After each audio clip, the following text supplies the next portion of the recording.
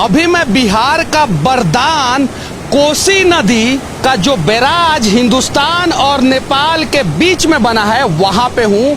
और ये कोसी नदी बरदान कब बिहार का अभिशाप बन गया पता ही नहीं चला। भगवान ने एक प्यारा सा नदी बिहार के लिए बनाया था जो बिहार के कहानी को जो है बदल देता, लेकिन नेताओं की कहीं नहीं तो कहीं भ्रष्टाचार और लापरवाही ने बिहार के लिए इस कोसी नदी को अभिशाप के रूप में बना दिया। ये कोसी नदी जो अपने अंदर मिट्टी लेके आती है उससे जो है दोनों साइड उपजाऊ जमीन होता है, जिससे फसल जो है वो किसान आसानी से उगा पाते हैं। और बारिश के दिनों में इसके पानी को कंट्रोल बिहार सरकार ने नहीं किया, इस वजह से ये अभिशाप बन गया और कोसी के दोनों क्षेत्र में लोगों को जबरदस्त समस्या होता है। अटल बिहारी वाजपेयी का एक ड्रीम प्रोजेक्ट था नदियों से नदियों को जोड़ना, और वो ड्रीम प्रोजेक्ट इसलिए था कि एक बार बिहार में बाढ़ आया था और कोसी क्षेत्र का हवाई सर्वेक्षण अटल बिहारी वाजपेयी कर रहे थे। जब उन्होंने देखा कि बिहार के गरीब लोग जो है पानी के नीचे डूबे हैं तो उन्होंने कहा कि बिहार की नदियों को जोड़ा जाएगा। और बिहार में मुख्य रूप से बाढ़ जो है 3 नदियों के कारण आता है, एक गंडक, बागमती और कोसी। बाकी सब नदियों के कारण बाढ़ आता है लेकिन कम बाढ़ आता है। अगर गंडक, बागमती और कोसी के पानी को दूसरे साइड में यानी दक्षिण बिहार में डाइवर्ट कर दिया जाए बरसात के दिनों में, तो शायद जो है बिहार का जो ये अभिशाप जनरल नॉलेज के किताब में कहा जाता है कोसी नदी को, वो बिहार का वरदान हो जाएगा। बस दृढ़ इच्छा शक्ति चाहिए।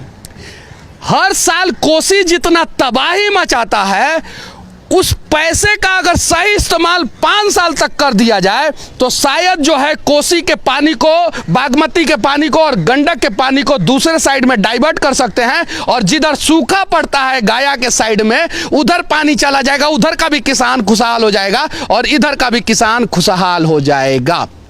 बिहार में बाढ़ से निपटने के लिए 2000 साल पुराना टेक्नोलॉजी का इस्तेमाल किया जाता है। नदी के दोनों साइड बांध बनाने का प्रयास किया जाता है। वो भी बांध जो है भ्रष्टाचार का भेंट चढ़ जाता है और बाढ़ आने से पहले ही बांध टूट जाता है। सिर्फ बांध बनाकर बिहार में बाढ़ को कंट्रोल नहीं किया जा सकता है। बिहार को नीदरलैंड से सीखने की जरूरत है। वहां पे रूम फॉर रिवर प्रोजेक्ट है और कैनाल सिस्टम को डेवलप करने की जरूरत है। अगर यहां से पानी को डाइवर्ट करके उस एरिया में पहुंचा दिया गया जहां पे किसानों को धान की खेती के लिए ज्यादा से ज्यादा मात्रा में पानी की जरूरत पड़ती है, तो room for river project canal system को डेवलप किया जाए और सिर्फ बांध नहीं बनाया जाए, साथ में नदियों को नदियों से जोड़ा जाए, तब जाके बिहार में बाढ़ पे कंट्रोल किया जा सकता है। वरना बिहार में बांध बना के कभी कंट्रोल नहीं किया जा सकता है। हालांकि कोसी, बागमती, गंडक नदी जो है और बाढ़ जो है बिहार का, वो आपदा में अवसर देके जाता है। हर एक नेताओं को चिवड़ा मीठा बांटा जाता है, हेलीकॉप्टर से ऊपर से फेंका जाता है। जब 2000 फीट की ऊंचाई से ऊपर से हेलीकॉप्टर से चिवड़ा मीठा फेंका जाएगा तो वो चिवड़ा मीठा किसके सर पे गिरेगा? नदी में गिरेगा, पानी में गिरेगा कि खेत में गिरेगा कि गाछ के ऊपर गिरेगा, कोई गारंटी नहीं है। लेकिन यह काम हमेशा होता है। हालांकि बाढ़ के समय में एक नेताजी हेलीकॉप्टर में बैठ जाते हैं, बगल में एगो कैमरामैन रहता है और नेताजी ऐसे खिड़कियां से बाहर देखते हैं और कैमरामैन इस साइड से फोटो खींचता है। अगले दिन पेपर में आता है कि नेताजी बड़ी ईमानदारी से बाढ़ का सर्वेक्षण कर रहे हैं और बिहार में बाढ़ से लोगों को बचाने का प्रयास कर रहे हैं। उनके हेलीकॉप्टर के नीचे आदमी डूबता रहेगा फिर भी नेताजी जो है बाढ़ से नहीं बचा सकते हैं। अगर ईमानदारी पूर्वक बिहार का नेता बाढ़ से बचाना शुरू कर दे बिहार के लोगों को, तो मैं दावे के साथ कह सकता हूं कि दुनिया का, सिर्फ इंडिया का नहीं, दुनिया का सबसे समृद्ध राज्य जो है वो बिहार बन जाएगा। लेकिन अभिशाप है कोसी, ऐसा जनरल नॉलेज के किताबों में पढ़ाया जाता है, लेकिन हमारे धर्म ग्रंथों में लिखा है कि बिहार का वरदान है ये कोसी। लेकिन उस वरदान को वरदान बनाने के लिए हम बिहार के लोगों को भी ईमानदारी पूर्वक प्रयास करना होगा। हालांकि मैं अभी नेपाल में खड़ा हूं, ये बैराज जो है वो नेपाल में बना है और उसके उस साइड जो है इंडिया है और यही बैराज कंट्रोल करता है बाढ़ के दिनों में पानी, और तब तक कंट्रोल करता है जब तक कोसी में पानी कम रहता है। जब ज्यादा रहता है तो पूरा फाटक खोल दिया जाता है, पूरा फाटक खोल दिया जाता है। 9 लाख क्यूसेक फीट जो है पर सेकंड पानी इससे डिस्चार्ज होता है। समझते हैं क्या होता है बिहार के इंजीनियर? 9 लाख क्यूसेक फीट पर सेकंड पानी इससे डिस्चार्ज होता है और 1 लाख क्यूसेक फीट पे ये जो है ये डैम टूट जाता है, इसका बांध टूट जाता है। ये कोसी बैराज का 2008 में यही हुआ था। क्यों हुआ था ऐसा? 9 गुना ज्यादा कैपेसिटी और 9 गुना कम पानी के बावजूद भी जो है बांध टूट जाता है। कहीं नहीं तो कहीं भ्रष्टाचार रूपी दीमक लग जाता है इस बैराज में।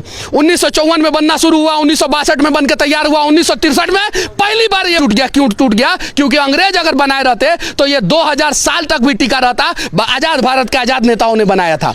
उसके बाद से आजाद भारत के, आजाद बिहार के इंजीनियरों ने आजादी पूर्वक जो है इसका मेंटेनेंस किया और मेंटेनेंस किया, इसीलिए 2008 में फिर से टूट गया। जबकि हमारे पास सब कुछ है, गूगल है, हाईटेक टेक्नोलॉजी है, हाईटेक प्रधानमंत्री है, हाईटेक मुख्यमंत्री है, हाईटेक मोबाइल है हम लोगों के पास। पहले ही पता रहता है कि कब कितना बारिश होने वाला है, लगभग उतना ही बारिश होता है, कभी कभी थोड़ा ऊपर नीचे हो जाता है। तो पहले से प्रोटेक्शन क्यों नहीं लिया जाता है? बाढ़ के पहले से बचाने का प्रयास क्यों नहीं किया जाता है? जब बाढ़ आता है तब जो है बाढ़ के पानी में जो है वो बोरा क्यों डाला जाता है? और सिर्फ बांध बना के बिहार को बाढ़ से नहीं बचा सकते हैं, समझना कीजिए। और ये मेरा रिपोर्ट नहीं है, CWC का रिपोर्ट है, आप उठा के देख लीजिए। केंद्र सरकार का रिपोर्ट है, उठा के देख लीजिए।